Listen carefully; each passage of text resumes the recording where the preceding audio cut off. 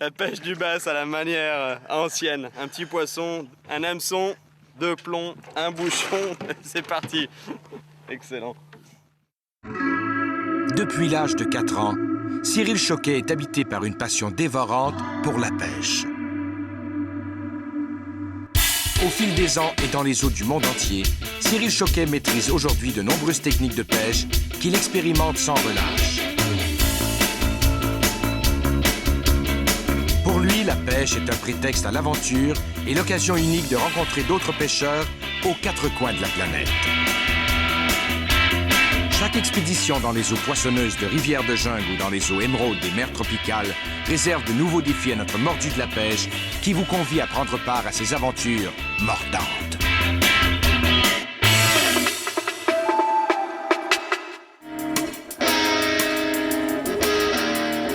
C'est le printemps dans le sud des États-Unis d'Amérique, au nord de l'État du Texas. Et pour notre mordu, quoi de plus agréable que d'aller pêcher au volant d'une Mustang décapotable de l'année. Voici au Texas, dans le nord du Texas, pour faire une partie de pêche au bass. Pour les Texans, la pêche sportive, principalement celle du bass, est une activité d'une importance capitale.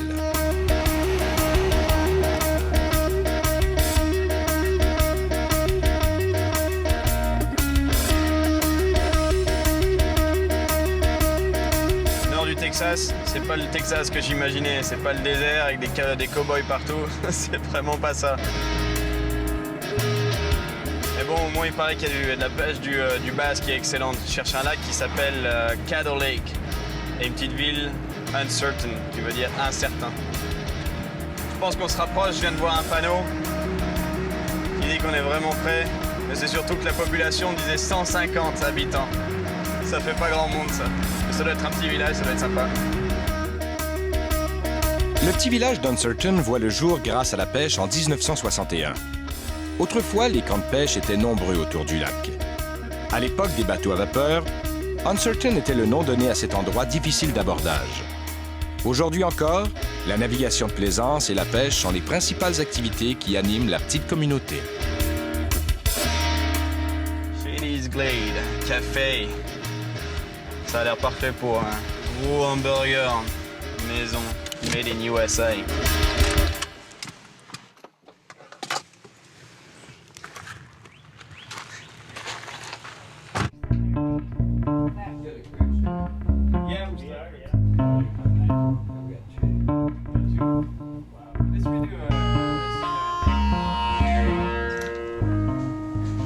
Hello, how you doing? Good, how are you? Good. Would you like something to eat? Yeah, are you still open? I'm good. Yeah, just have a seat wherever you'd like. Over there? That'll be fine. All right, cool. Here you Thank go. you. Would you like something to drink while you check that out? I'd love a Coke. If you have a big Coke, that'd be nice. Okay. En plus d'être sympathiques, les gens de la région connaissent toute la pêche. Il suffit de faire attention à qui l'on s'adresse. Et ici, les grands formats sont tout simplement gigantesques. Holy smokes. I didn't know it was going to be that big, but... Okay, I'll get your burger started for you. Yeah, thanks. Cheeseburger. Okay. Cheeseburger. Yeah, thanks. Hi, how are you? I'm good. Yourself? I'm fine. You out catching fish today? I'm actually just arriving. Are you a fisherman yourself? Yes, I fish pretty often down here. Oh, yeah. Come join me. What's your name? I'm Billy Carter. I'm Cyril. Cyril, glad to meet you. I'd like to meet you as well. You don't mind if I No, sit sir. here? Oh, yes. You know, like talking about fishing, it's always good, especially when you first get to a new place. Well, this lake's a little bit different than most, so there's some tricks. All right. Actually, Billy I Carter est guide de pêche. Il raconte que chaque pêcheur du village a sa spécialité. Il y a Paul Keed qui pêche du black bass, il y a Henry Lewis, le plus vieux et le meilleur pêcheur de crappie, et il y a lui qui pêche un peu de tout. Yeah, because I guess everybody knows each other here. I saw the sign, 150 people live here. I don't think we've had any babies born since then. 150 is about right. All right. I guess who's not a fisherman in this town? Absolutely. If you live here, you fish. Avec un peu de chance, Cyril pourra peut-être pêcher un alligator gar, le plus gros poisson d'eau douce du lac, qui ressemble un peu à l'alligator, ce qui lui vaut son nom. Look here, guys. Sorry about that, I switched seats. That's all right. That'll take your mind off fishing for a little while. That's it. Enjoy. Thank you. Welcome to the States. Right? They'll give you energy to fish. It's a lot of price, too. You want to kill me with all that grease? No, I'm not. I want you to come back. Alors que Cyril tente d'engloutir son immense hamburger, Billy lui raconte la petite histoire du lac Caddo et de ses possibilités de pêche. During the Ice Age, this part of Texas and northwest Louisiana. Billy explique que toute la partie nord du Texas et de la Louisiane ont été épargnées par la dernière grande glaciation. So it's quite possible we had C'est ce qui expliquerait la présence exceptionnelle de certains animaux et reptiles dans la région, dont certaines vieilles espèces de tortues et de poissons-chats, ainsi que la présence du tatou qui remonterait à plus de 10 000 ans. lots of creatures here that have been here for 10,000 years. It's a very interesting lake. The lake was formed in 1811 by an earthquake, and Reelfoot Lake in Tennessee was formed the same day. That was the largest earthquake the United States has seen. The Mississippi River ran backwards for 2 days. C'est effectivement un tremblement de terre qui secoua le centre des États-Unis, du Canada jusqu'au Mexique, qui a provoqué la formation du lac Caddo. Pour parler de pêche, Cyril ne pouvait pas mieux tomber. Nice meeting you. Nice meeting you, too. Ellen, stop by. Okay, stop by. Pleasure. Take care. Bye, Billy. Nous sommes arrivés il y a 1 heure à peine et Cyril a déjà trouvé 3 guides de pêche. Fais le plein pour une bonne pêche de gros bass. All right, bye. Take care. Au moins, j'ai appris de la bonne information. Mais les poissons devront attendre à demain. Cyril doit maintenant trouver un endroit où loger pendant son séjour au lac Caddo.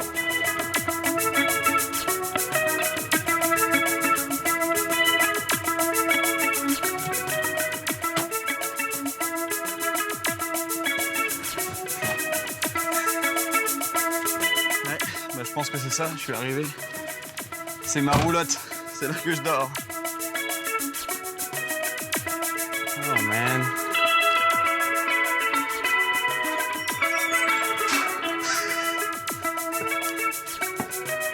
C'est l'Amérique, ça.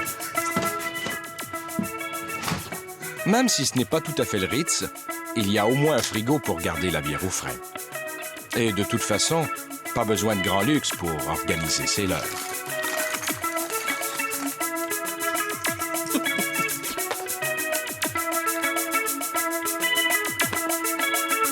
Grosse journée de pêche demain. Je pêche avec un guide de pêche qui s'appelle Paul Keith. C'est un pro de la pêche au black bass. Ça devrait être de la pêche sérieuse demain.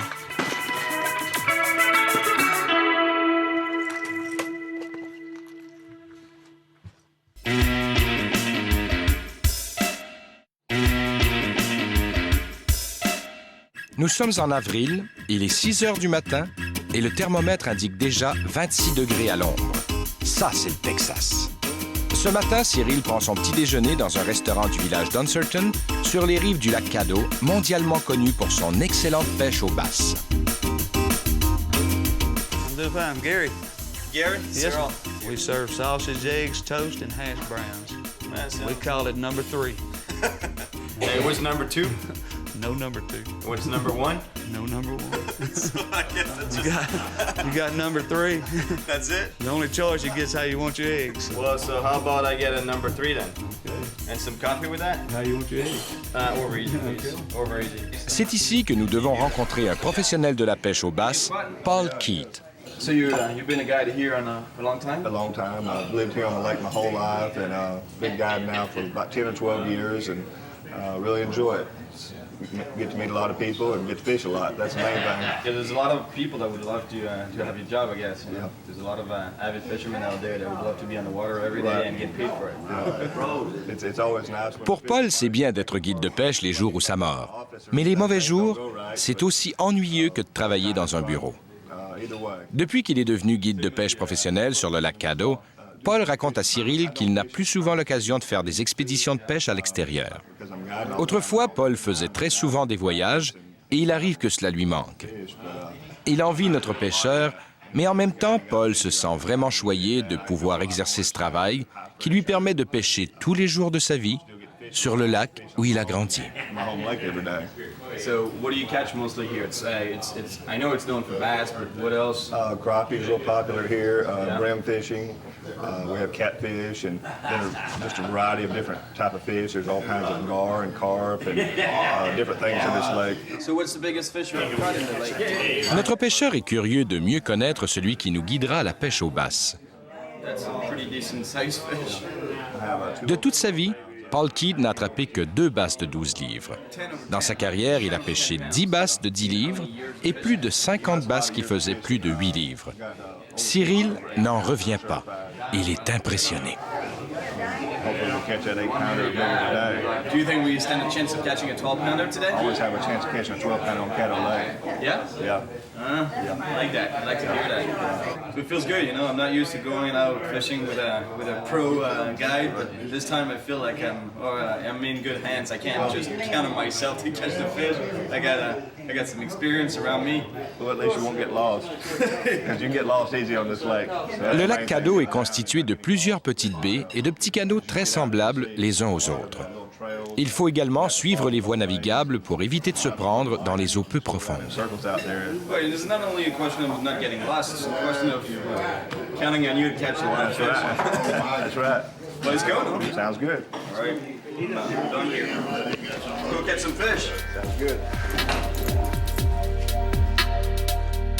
Nos 2 pêcheurs se rendent au bateau de Paul, spécialement adapté pour la pêche aux basses. Un vrai bass boat. Catch a big one today.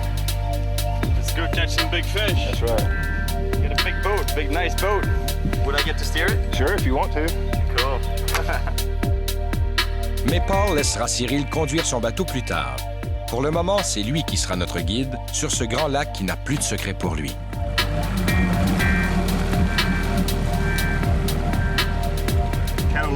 Le lac Caddo est le seul lac naturel de tout l'État du Texas. La Louisiane compte quelques lacs semblables à celui-ci, mais pour Paul, le lac Caddo est le plus beau de tous. And what is that moss that grows out of the trees? It's called Spanish moss. Okay. It'll actually, when it rains, it actually turns green. It's kind of like a chameleon. It changes colors. Yeah, there's lots of roots and grass around the base of these trees, and the bait fish live there, and therefore the bass come in there and feed on the bait fish, little crawfish and little brim, things like that. Okay. Crawfish is really good food for bass. Oh yeah. Il n'y a pas que les poissons qui viennent se nourrir dans les bayous bordés de cyprès d'eau. We're going to start right along in here. All right, I like that. What we're going to do is we're going to rig up with some soft plastics and just kind of go through these trees, weaving through these trees, just throwing around the base of the trees. Just different colors. Holy smokes. The black and the white and the shad color. Use a lot of watermelons. Si on n'est pas foutu d'attraper un poisson avec tout ça, je crois qu'on est vraiment mal barré. Texas rig, hein? Un montage Texas, un petit plomb à l'avant, un leurre en plastique souple. On va voir ce que ça donne. Au retour, nous verrons si tout est vraiment plus gros au Texas.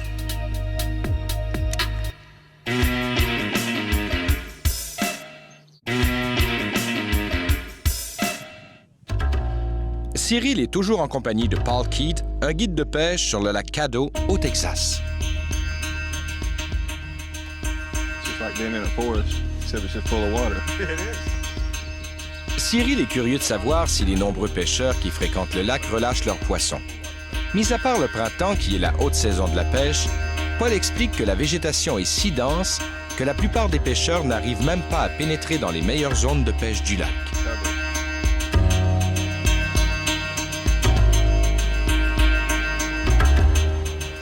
Ce qu'on est en train de faire maintenant, c'est on lance des leurres en plastique avec un tout petit plomb à l'avant, au pied des cyprès, qui ont vraiment le tronc complètement immergé, les racines complètement immergées dans l'eau. Ça crée un habitat en fait pour les petits poissons qui viennent se loger dans les racines. Et donc nous, on lance exactement là où sont les petits poissons pour espérer avoir un prédateur qui traîne autour, et en l'occurrence un bass, et si possible un gros bass.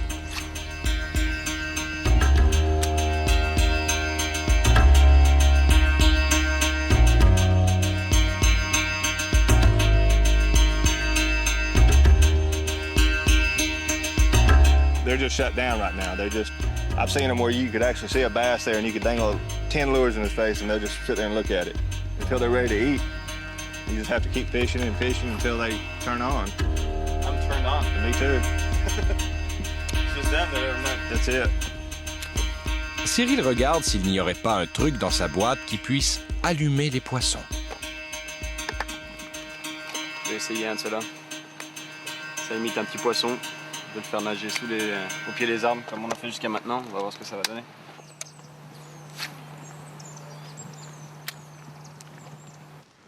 Le lac Caddo est situé sur la frontière entre l'État du Texas et de la Louisiane. Il a une superficie de 130 km², mais une profondeur maximale de seulement 6 mètres.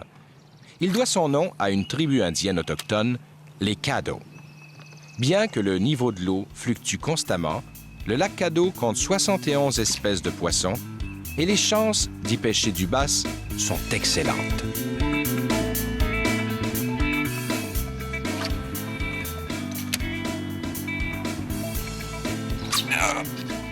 Ça y est, un poisson. That's a nice one. La première prise de la journée est pour Cyril. Premier poisson, c'est parti. Un beau bass du lac Caddo. Fait exactement comme il disait. Nice. Juste à la base du cyprès, je lance à la base, un coup à droite, bam, le poisson il le prend.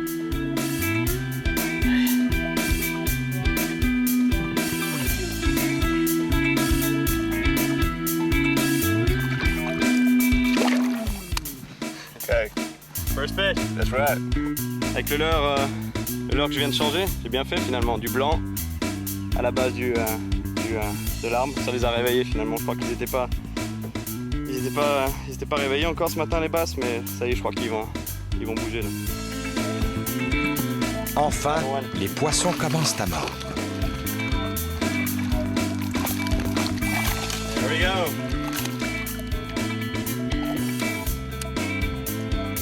Baby bass. Nice little bass. En pleine croissance, les plus petits poissons sont toujours plus agressifs. C'est ce qu'a constaté Paul. Il trouve que les plus gros poissons sont souvent plus méfiants et qu'ils attaquent moins facilement les leurs.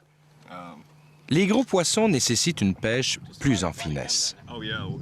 Il est déjà arrivé à Paul d'attraper uniquement de petits basses pendant 20 jours de suite, puis que des gros les jours suivants. Quelle sera la chance de nos pêcheurs aujourd'hui? Pêcheront-ils des petits ou des gros basses?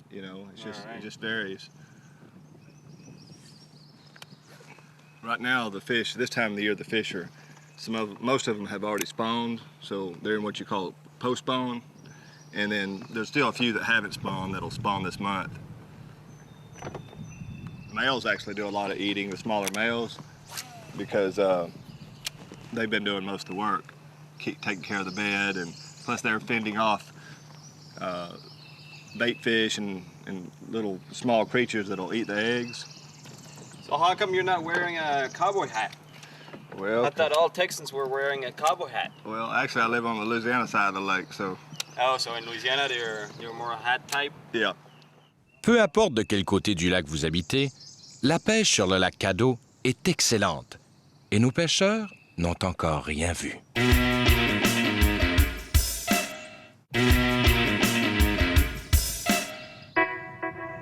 Comme tous les lacs, le niveau de l'eau du lac Caddo varie au gré des saisons. À certaines périodes de l'année, les plantes aquatiques deviennent si épaisses qu'elles rendent presque impossible la navigation dans les bayous. C'est une bonne raison pour les amateurs de pêche comme Cyril d'être accompagnés d'un bon guide.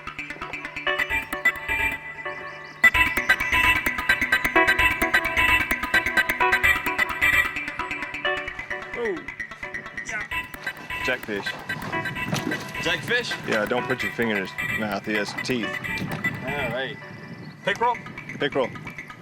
We call them jackfish. Jackfish here, huh? Uh-huh. It's like a chain pickerel. Pretty aggressive. It's like a little pike, hein? C'est un petit brochet en fait, un tout petit brochet, mais plutôt de couleur verte. On va remettre là.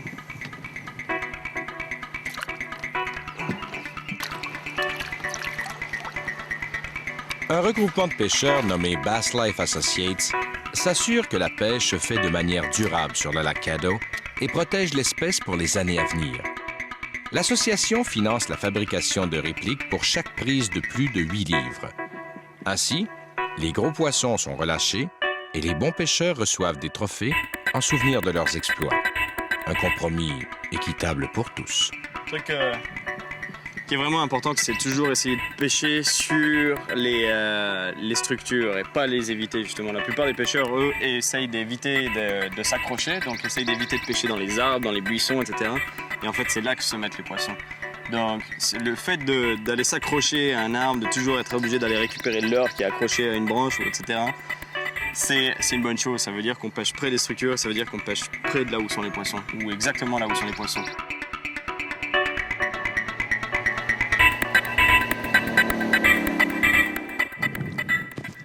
You got one?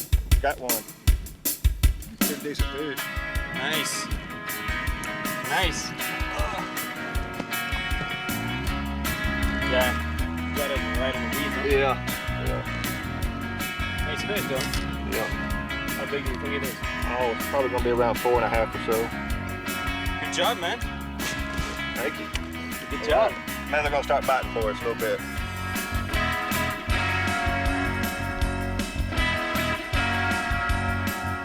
Nice fish.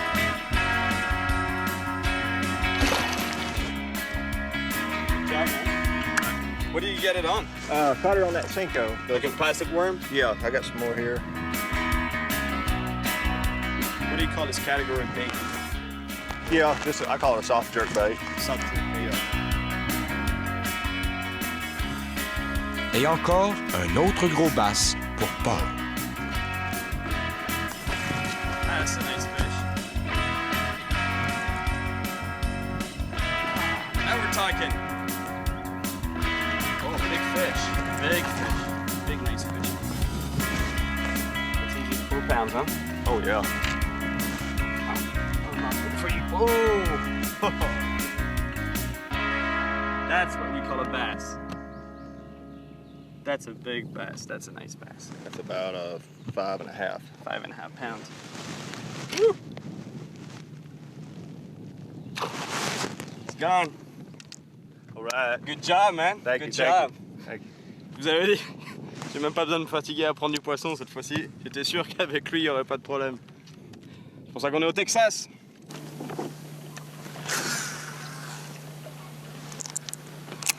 Je crois qu'il n'a pas été très content ce matin. J'ai pris le premier poisson de la journée. Ça a dû l'énerver. Après, il s'est dit, lui, je sais pas pour qui il se prend, mais c'est chez moi ici. Je vais lui montrer. Je vais lui montrer qui c'est qui maîtrise le lac.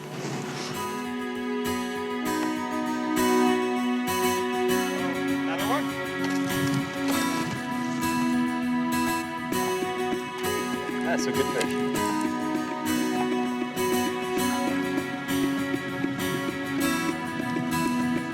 I'll get that fish for you. Nice fish. Yeah. Respect total pour Paul. Je crois qu'il connaît son lac, il connaît ses poissons. C'est du gros bass du Caddo Lake. Nice fish, man. Thank you. Nice fish.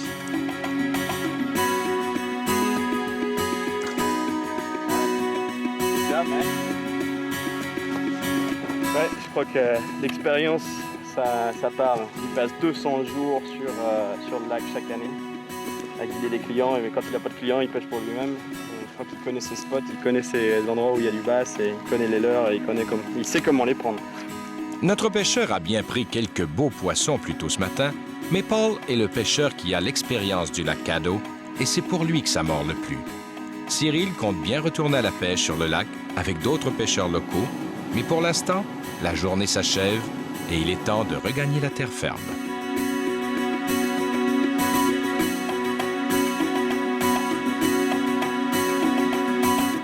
So how's the master feeling? Oh, I'm just glad we caught some fish today. No, it's not an easy lake to fish, but there's definitely some nice fish in there. Yeah. You showed me. Yeah. I'm glad you showed me, because otherwise I would have been like, are there any fish in here? Yeah. It was a good day, man. Yeah, good day. Good day. Yeah. Still didn't get that 12-pounder, but she's still out there waiting for us. All right.